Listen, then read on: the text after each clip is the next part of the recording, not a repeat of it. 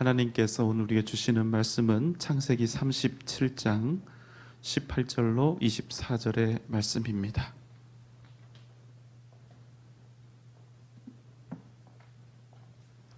창세기 37장 18절로 24절 말씀입니다. 저와 여러분 교독하겠습니다. 제가 먼저 읽겠습니다. 요셉이 그들에게 가까이 오기 전에 그들이 요셉을 멀리서 보고 죽이기를 꾀하여 자, 그를 죽여 한 구덩이에 던지고 우리가 말하기를 악한 짐승이 그를 잡아먹었다 하자. 그의 꿈이 어떻게 되는지를 우리가 볼 것이니라 하는지라.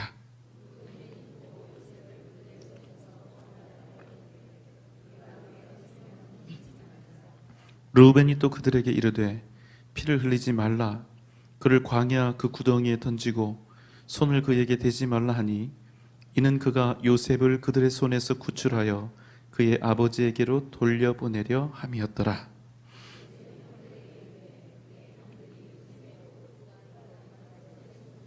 함께 읽겠습니다. 그를 잡아 구덩이에 던지니 그 구덩이는 빈 것이라 그 속에 물이 없었더라. 아멘. 여러분, 우리가 지난주에는 요셉의 꿈 이야기를 함께 나누었었는데 그 꿈 이야기 여러분 기억하시지요? 형제의 곡식단들이 요셉의 곡식단들을 향하여 절하는 꿈이었습니다. 하나가 더 있죠. 해, 달, 별들이 요셉에게 절하는 꿈입니다. 이 꿈은 가짜가 아니었습니다. 진정한 은혜와 능력으로 가득한 진짜 꿈이었습니다. 요셉이 꾼 꿈은 이스라엘의 앞으로의 미래를 가늠하는 아주 놀라운 비전이었고 하나님의 놀라운 선물이었습니다.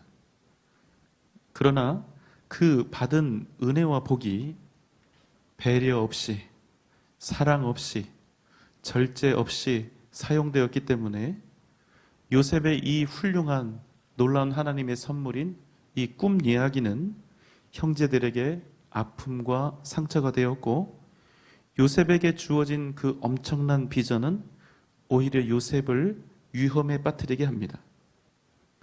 이 때문에 요셉이 받은 이 은혜와 능력은 진정한 은혜와 능력이 되지 못하고 오히려 요셉을 초라하게 하고 낮아지게 하고 그로 하여금 거친 삶을 만나게 합니다.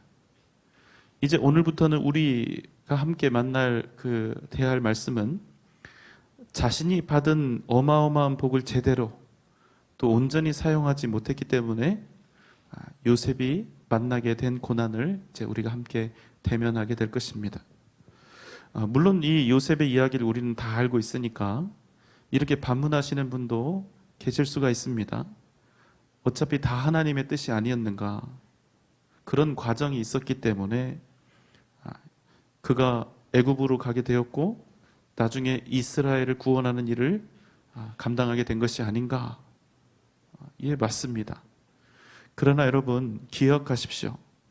나중에 요셉을 통하여 이스라엘이 구원받는 이 스토리는 요셉의 어리석음 때문이 아니라 요셉과 이스라엘을 구원하시는 하나님의 은혜와 긍휼하심, 가장 악하고 절망적인 것에서도 능히 당신의 선하신 뜻을 이루어 가시는 하나님의 역사하심에 관한 것이지 결코 요셉의 어리석음과 무지함이 구원의 원인이 된 것이 아니라는 사실입니다.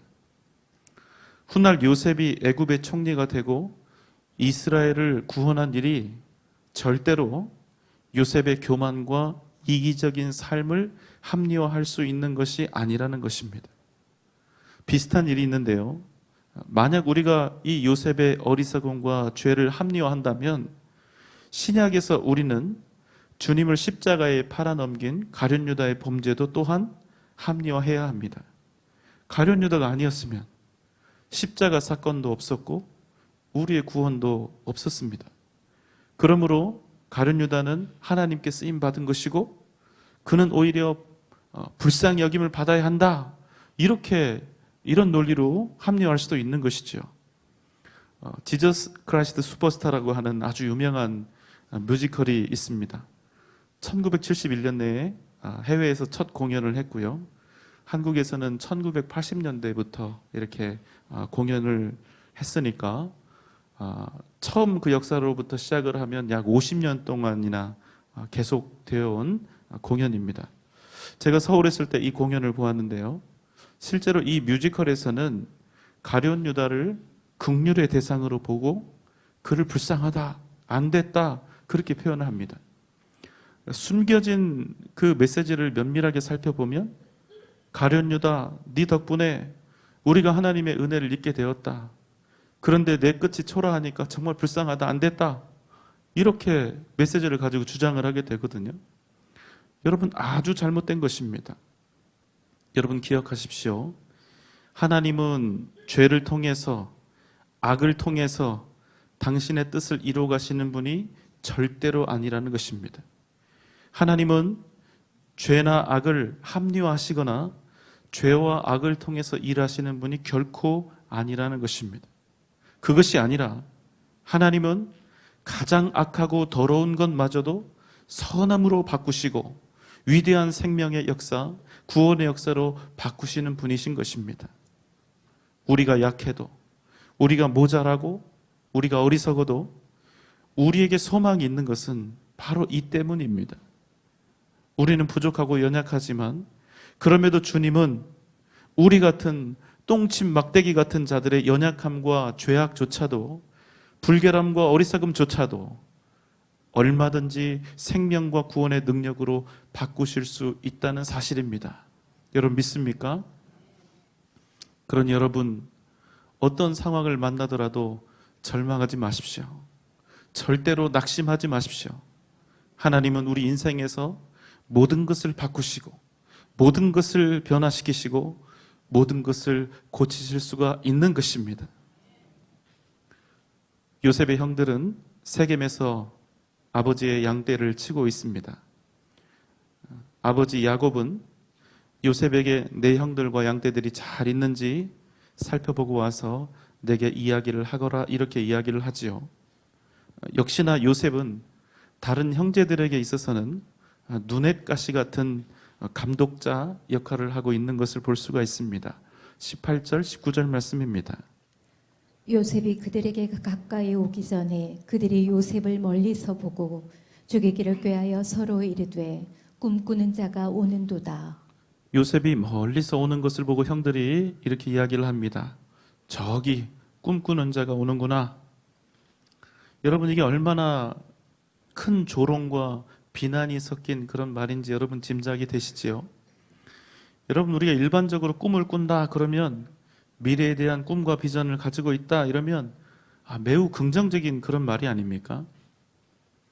그런데 형들에게 있어서 요셉의 꿈은 꿈이 아니라 아픔이고 상처이고 고통이었다는 것입니다.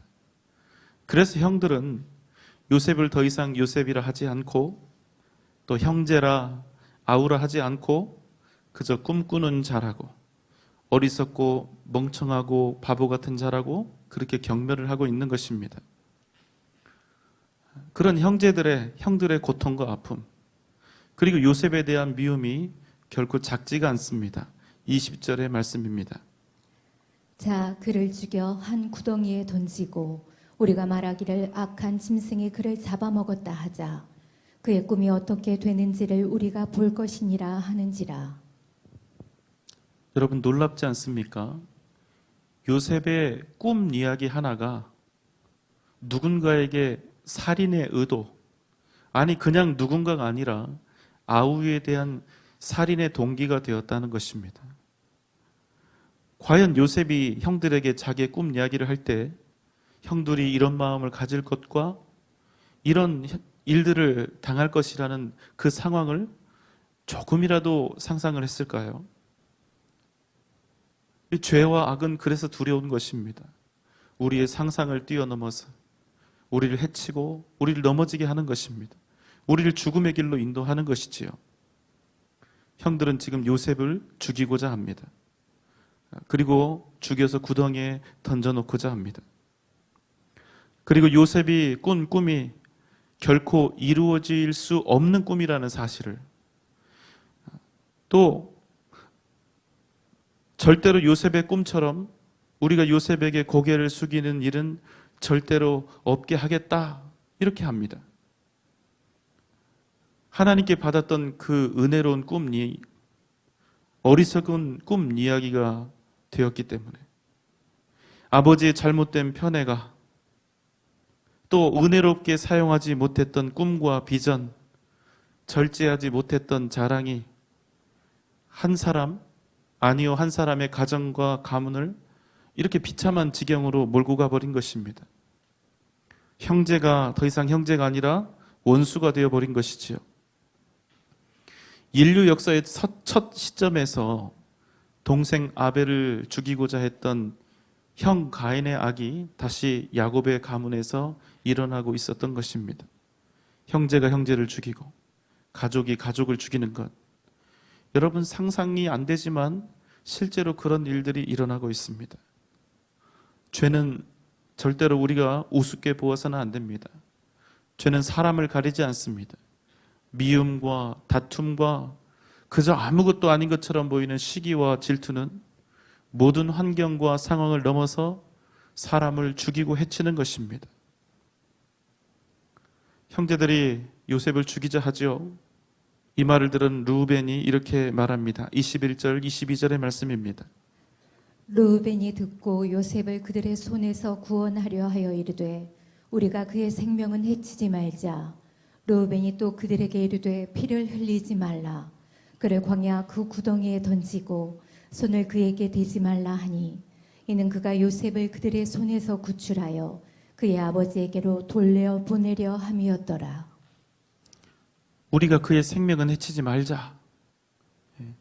이미 격앙되어 있는 형제들의 그 마음을 가라앉힙니다. 그리고 말합니다. 피를 흘리지 말아라. 그를 광야 그 구덩이에 던지고 그에게 손을 절대로 대지 말아라. 흥분한 형제들의 이 마음을 가라앉힌 후에 지혜가 필요한 것이지요. 그 다음에 장남으로서의 권위를 이용해서 이 위기를, 동생이 죽는 위기를 극복해 가려고 하는 것입니다. 덕분에 아우 요셉을 형제간에 죽이는 이 최악의 상황은 면하게 되었습니다. 23절, 24절 말씀입니다. 요셉이 형들에게 이르매 그의 형들이 요셉의 옷 곧 그가 입은 채색 옷을 벗기고 그를 잡아 구덩이에 던지니 그 구덩이는 빈 것이라. 그 속에 물이 없었더라. 요셉을 해하려는 형들의 간악한 모의가 끝날 무렵에 요셉이 형들에게 이르렀습니다. 형들 하고 외쳤겠죠. 반가운 마음에. 그러나 형들은 그를 강하게 붙잡아 채고 그의 옷, 채색 옷을 벗기고 그를 깊은 구덩이에 던져 넣었습니다. 그곳은 어떤 곳입니까? 아버지 야곱의 영향력이 전혀 미치지 않는 곳. 그곳에서 아버지의 가장 사랑받는 아들 요셉이 완전히 발가벗겨진 것입니다. 귀하디 귀하게 여김을 받던 요셉의 일생에서 단 한 번도 상상할 수 없었던 일이 지금 일어난 것입니다. 그 귀한, 그 예쁜 채색 옷이 다 벗겨졌습니다. 요셉을 감싸고 있던 위선과 가식, 그를 덮고 있던 모든 포장이 다 벗겨지고 이제 오직 요셉만 남게 된 것입니다. 그리고 던져진 것입니다. 여러분 한번 대답해 보십시오. 지금 옷을 빼앗기고 채색 옷을 빼앗기고 발가벗겨진 요셉의 심정이 좋겠습니까? 좋지 않겠습니까? 굉장히 어려운 질문을 한 것 같아요, 제가. 자, 그냥 대답하시면 되잖아요. 함정이 없어요, 이번 질문은. 함정이 없습니다. 다시 질문을 할게요. 요셉이 지금 채색 옷을 빼앗기고 발가벗겨져서 구덩이에 던져졌는데 요셉의 심정이 좋겠습니까? 좋지 않겠습니까? 정답. 예. 그러나 여러분, 지금까지 아버지 야곱의 권능, 지금까지 아버지가 지어준 채색 옷의 힘을 빌어 살았던 요셉이 이제는 완전히 벌거벗겨진 채 하나님 앞에 버려지게 되었다는 것입니다. 아버지 야곱의 권위를 상징했던 채색 옷, 아버지의 편파적인 사랑의 증거였던 채색옷, 그래서 그 가문 중에 특별한 지위를 부여받은 표식이었던 채색옷, 아버지가 요셉에게 지어 입힌 그 화려한 채색옷이 벗겨지고 이제 요셉은 하나님의 은혜가 아니면 살아갈 수 없는, 하나님의 보호하심이 없이는 한시도 생존조차 할 수 없는 가장 원초적인 벌거숭이 요셉으로 남게 되었다는 것입니다. 여러분, 다시 질문합니다. 지금 요셉은 복을 받은 것입니까? 저주를 받은 것입니까? 앞입니까? 뒤입니까? 애매한 거죠. 자, 다시요. 요셉이 지금까지는 아버지 야곱의 권능과 그 채색옷의 힘으로 살았어요. 그런데 그 옷 다 벗겨지고 아버지의 권한이나 힘이 전혀 미치지 않게 그 벌거벗겨진 상태에서 구덩이에 던져졌단 말입니다. 그래서 어떻게 되었느냐? 지금까지는 아버지의 힘 믿고 살았는데 이제부터는 하나님이 아니면, 하나님의 보호하심이 아니면 생존할 수도 없고 살 수도 없는 그런 사람으로 구덩이에 내던져졌다는 것입니다. 기분이 아까 좋다고 그랬습니까? 나쁘다고 그랬습니까? 나쁘다 그랬죠. 그러나 여러분, 요셉이 지금 복을 받았습니까? 저주를 받았습니까? 복을 받았습니다. 여러분, 우리가 이것을 구별해내는 것이 중요합니다. 채색 옷이 벗겨지고 구덩이에 던져진 그 순간에 비로소 그는 아버지 야곱으로부터 분리되어서 살아계신 하나님 앞으로 나아갈 수 있는 첫 발을 내딛게 되었다는 사실입니다. 하나님이 아니면 살아갈 수 없는 인생, 진짜 하나님만을 의지하며 하루하루를 살아갈 수밖에 없는 광야의 사람이 된 것입니다.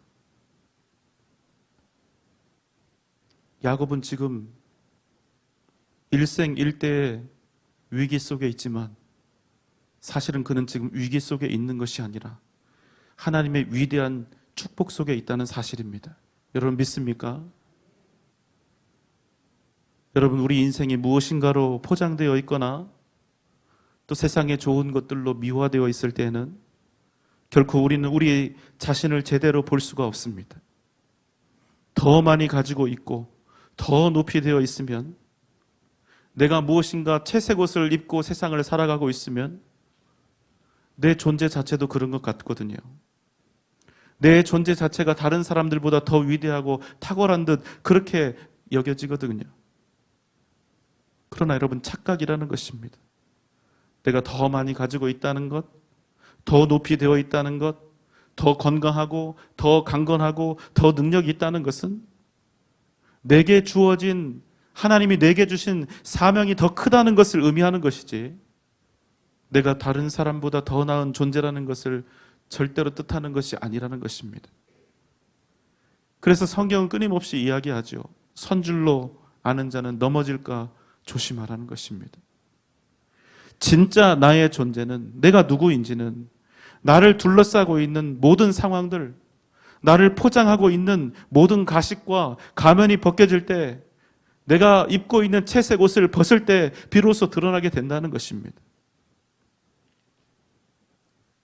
그것을 벗어 던질 때 비로소 우리는 내가 하나님 없이는 살아갈 수 없는 사람이라는 사실을, 내가 오직 주님만을 의지해야 진정한 생명과 구원의 능력으로 살아갈 수 있다는 사실을 깨닫게 된다는 것입니다. 고린도서 4장 7절의 말씀입니다. 우리가 이 보배를 질그릇에 가졌으니 이는 심히 큰 능력은 하나님께 있고 우리에게 있지 아니함을 알게 하려 함이라. 사랑하는 여러분, 우리 모두는 질그릇입니다. 우리가 아무리 많은 것을 가지고 있고 그래서 그것들로 우리를 아름답게 포장하고 있어도 우리 모두는 앞에 있는 저를 포함해서 결국 질그릇에 불과하다는 것입니다. 그런 우리가 어떻게 귀하게 되었습니까? 예수 그리스도께서 우리에게 생명을 주셨기 때문입니다. 우리 주님께서 우리를 위해 죽으셨기 때문에 우리의 가치가 주님의 목숨의 값만큼 그렇게 높아진 것이라는 것입니다. 우리가 귀한 것은 우리를 덮고 있는 껍데기 때문이 아니라, 우리가 입고 있는 채색옷 때문이 아니라 우리 안에 있는 보배, 바로 우리 주님의 생명과 성령 하나님의 임재하심 때문인 것입니다. 여러분 아멘입니까? 사랑하는 여러분, 오늘 이 밤 예수 그리스도의 옷 외에 우리가 세상에 다른 옷을 입고 그것을 자랑하며 뽐내며 그것을 의지하고 그것으로 인하여 우리가 안심하고 있다면, 여러분 오늘 이 밤이 세상의 그 채색 옷을 다 벗어 던지고 오직 예수 그리스도로 옷 입는 그런 귀한 복된 시간이 되시기를 주님의 이름으로 소망합니다. 세상에 있는 채색 옷을 다 버려야 세상 사람들이 추앙하고 세상 사람들이 환호하고 부러워하는 내가 입고 싶은 채색 옷들, 내가 그것들을 온전히 벗어버리고 온전히 적신이 되고 세상에서 벌거숭이가 되어야 우리는 비로소 온전히 하나님의 은혜 앞에 나아갈 수가 있게 되는 것입니다. 하나님 없이는 나의 인생과 내 존재가 설명되지 못할 때, 하나님이 아니면 내 미래를 생각할 수 없고 내 생명을 도저히 설명할 수 없게 될 때, 그제서야 우리는 비로소 하나님의 은혜 앞에 믿음으로 나아갈 수 있게 되는 줄 믿습니다. 오늘 이 밤 우리가 원하고 바라던 채색 옷, 우리가 입고 있는 채색 옷을 다 벗어 던지고 오직 예수를 얻는 은혜, 오직 하나님의 사랑과 그 능력을 입는 은혜, 십자가와 복음의 역사하심을 체험하는 복된 은혜가 이 밤 저와 여러분 가운데 넘쳐나시기를 주님의 이름으로 축원합니다. 기도하겠습니다.